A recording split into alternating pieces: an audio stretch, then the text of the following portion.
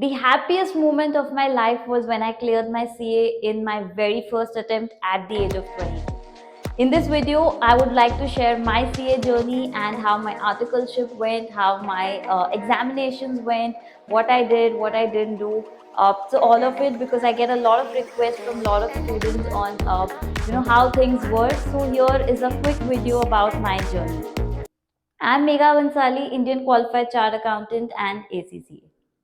Like any confused child, after my 10th standard, even I was very confused which course I want to do. Honestly, I always thought, I would do engineering and then do a corporate job, and that's what my life would be like.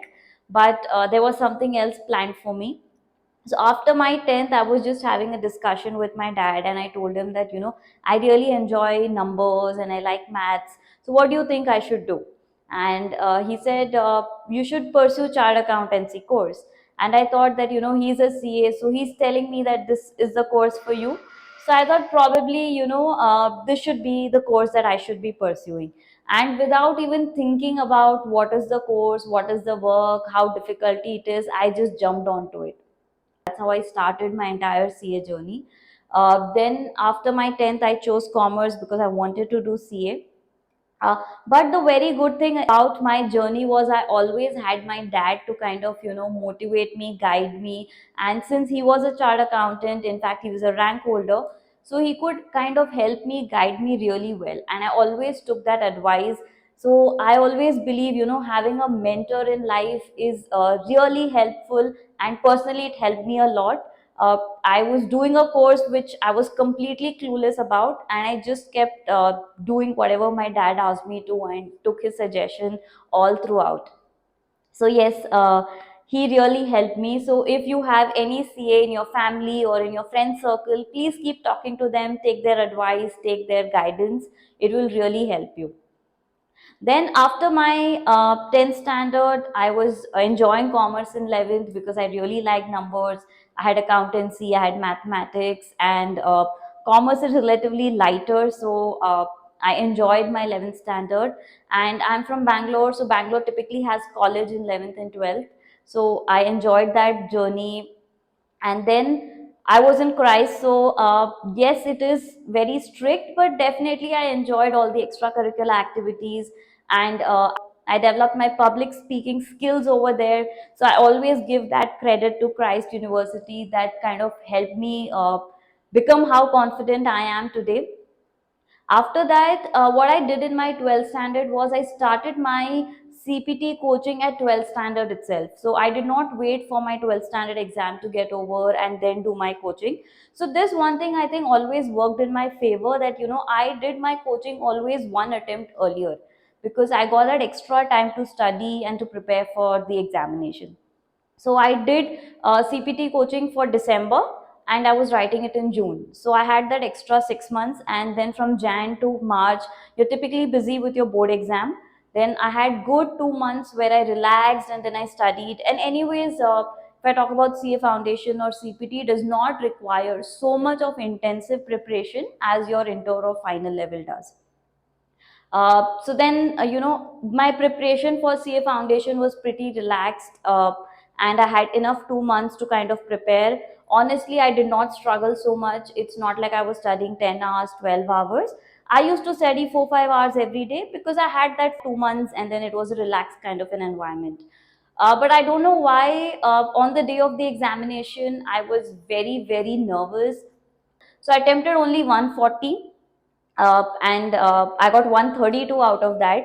So I feel that was a merit for me, though I did not get any rank. Obviously, it is not possible at a 132 mark. But yes, I was very happy with my result, considering how much I had attempted. So I cleared my CA foundation or my CPT, and then came my intermediary. So for my intermediary, I joined Jain University because of the relaxation, flexibility available, and we were this class of CA with BCom. So I had lot of friends, and that was really motivating, because going to coaching from morning 6 to say afternoon 3 4 is very boring. but I had a entire class which was with me. So we were a group of 20 people together going to the coaching and then going to college. So it was really fun. I enjoyed my intermediary classes a lot. Though, yes, I did not study so much, to be very honest. It was only class and just enjoying, and you're just in college. So, that's kind of your mindset that you want to have fun for some time. And so that was my mindset too. And yes, my family was also supportive, though they knew that I was doing CA. They were okay with, me having little relaxation in between. I did not give my intermediary exam in the month of May when I was supposed to give. I took a 6 months break. I postponed it and I gave it in November. And honestly, I feel that was my best decision because I got those extra 6 months so I could relax a little bit. I could enjoy a little bit of my college life and at the same time focus a lot on my intermediary exam. Now I know a lot of students are in a rush and they say no, no, I have to finish. Guys, life is too big. 6 months will not make any difference. And today, I'm very happy about the decision because I can proudly say I've cleared all the three levels in my first attempt. And honestly, had I not taken that 6 months break, probably that would not happen.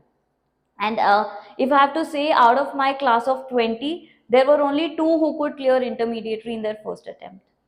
So that way I felt that was a very wise decision. I took that, again, those extra 6 months. I studied well, I prepared well. For intermediary, I spent 3 to 4 months where I studied 8, 9 hours a day. That kind of dedication, yes, I did just before the examination. And then I gave my intermediary examination. Honestly, I was very confident when I gave my inter exam that I'm going to clear it, because I could attempt all my papers completely 100 mark, and I was very sure of everything. Then the time came to decide on the articleship, but I was very particular that no, I want to do it from a big four. I don't know why, probably some peer pressure. I had a lot of my friends who were working in big fours. So I was like, no, I have to join a big four for my articleship. And then I gave interviews in two, three big fours. Honestly, my first interview did not go well. I don't know why I panicked. I could not answer basic accounting questions. It was, I was at what, like 19 years old. And then I had that urge that, yes, I want this, I want this. And then I kind of like, did not do well in my interviews. I was very disappointed. However, I got another interview chance at another big four, and that interview went a little better. I would not say really good, but yes, a little better. And then I joined KPMG, where honestly, those 3 years were really fun. I got to learn a lot. That's where my love for audit kind of started. I enjoyed auditing. Then there is a myth also that if you join Big Four, you're given only one kind of work, or anything like that. Honestly, I think that's not really true. It is very individual. So with every client that I got to work, I would very upfront and go up to my manager and say, listen, I have not audited fixed asset, please give me fixed asset here. I have not audited inventory, I have not audited revenue. So for every client, I was very enthusiastic, and I was up for any new work that was given to me. So I think that helped me grow, that helped me learn a lot. And I had a very good team, to be very honest, which was very supportive. And I had a great time during my articleship, though it was very hectic. So there was at least 1.5 year of my articleship wherein I would wake up at 5 a.m., attend class from 6 to 9, go to office at 10 o'clock, work till 7, 8, and then drive back home. Bangalore and its traffic, I used to spend 3 hours driving every single day. I used to drive 1.5 hour one way to work and then 1.5 hour back. So those 1.5 year were very hectic for me. But I enjoyed what I was doing. And at a 20 year of age, you're getting good stipend, so you're enjoying life, whereas rest of your friends are still studying and you have that kind of money. So yes, that also kept me motivated. I thoroughly enjoyed my articleship and my entire CA final journey. Again, when I was doing my classes, I had a bunch of friends. So, it was fun. I used to look forward to meeting them during those 3 hours and then moving to office. So that kind of kept me motivated. So yes, having friends definitely makes a lot of difference, but just don't jump on to CA because your friends are doing it. Do it because you really want to do it. Then after that, when my CA final preparation started, honestly, it was a big struggle, and I was like, what is happening to my life? So I was lucky that I got 5 months study leave from my office. Now again, it was also because all the efforts that I put during my articleship, I had a good rapport with my manager, so he kind of helped me get that extra leave. However, those 5 months were a really game changer for me. Trust me, those 5 months, I have not stepped out of my room. I have no clue what is happening in the world. It is just me and my books.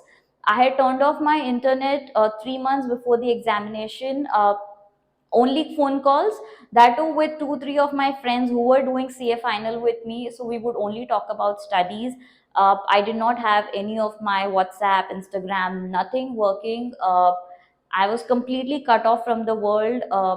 That is the kind of level of dedication I had for my CA final examination. uh, the only mindset I had was it's a do or die situation. Either do pass this examination, or else then you're nothing, you're just a BCom graduate. So I started preparing with that kind of mindset. And yes, fortunately, everything went in my favor. Though yes, some papers in between did not go well. My FM did not go well, my DT did not go well, but I just felt like it's okay. You have to just write and give in your best, give in your 100%. So I got 45 in both the papers. That was my least score, but that's okay. I think ultimately it was all worth it. So I still remember the day when my result came. I was posted at Bangalore airport, which is 50 kilometers away from the city. And back then we did not have good internet also at the airport. And all my results, I have not checked it because, I was very scared to open and see what the result is. So my dad has checked all my results. So even my CA final result, my dad checked and he did not call me. So let's say the result came at 11 o'clock. He did not call me till 11:30. So I was, really sad, and I was like, "Oh shit, I did not pass. Probably that's why he's not calling me." And I got into a little panic mode. Suddenly, he calls me, and then I'm like, "Please check my result." And then he's like, "It's not opening." I thought he's just, making a fool out of me so that I'm not disappointed, and probably waiting for me to come back home. And those 10-15 minutes when he did not call me were very difficult for me, to be honest, to pass those 10-15 minutes. Then finally he gave me a call, and then he's like, "You have passed." And I was like, "Okay, what about group 2?" Because my DT paper did not go well. He's like, "Yes, you've passed both of the groups and you're now a chartered accountant." Trust me, that moment was something I cannot express. I was so happy. I was like, finally, all my hard work has been paid off, and those 5 months of sacrifice is totally worth it. So yes, that was my CA journey. Yes, so that moment is priceless, and I hope to have that moment in your life very soon. In case you require any kind of guidance throughout your CA journey, you're looking for a mentor, please reach out to me. I'll be very happy to guide you and to pass on all the knowledge that I've got from my dad. I'll be back with more such content. Till then, take care.